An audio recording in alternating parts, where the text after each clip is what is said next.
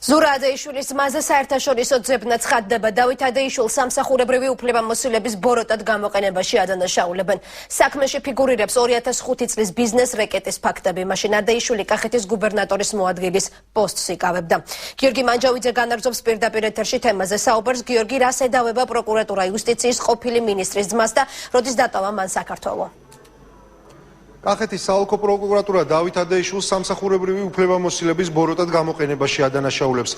პროკურატურის ინფორმაციით დავით ადეიშვილმა 2005 წელს კახეთის გუბერნატორის მოადგილედ მუშაობისას აიძულა თელავის ბაზრის მესაკუთრეები წილი ჯაბრაილ ხანგოშვილის სასარგებლოდ დაეთმო. დავით ადეიშვილს აღკვეთი ღონისძიების სახით პატიმრობა დაუსწრებლა და აქვს შეფარდებული ოფიციალური ინფორმაციით ის მიმავალში იმყოფება და მისი ადგილსამყოფელი უცნობია. ეს ბრალდება ეხება 2005 წლის პერიოდში მისი გუბერნატორის მოადგილედ მუშაობის პერიოდს, რა დროსაც მან გარკვეულ პირთა ჯგუფს მუქარით სხვა პირებზე გადააფორმებინა თელავის საკოლმეო ბაზრის მათი კუთვნილი წილები.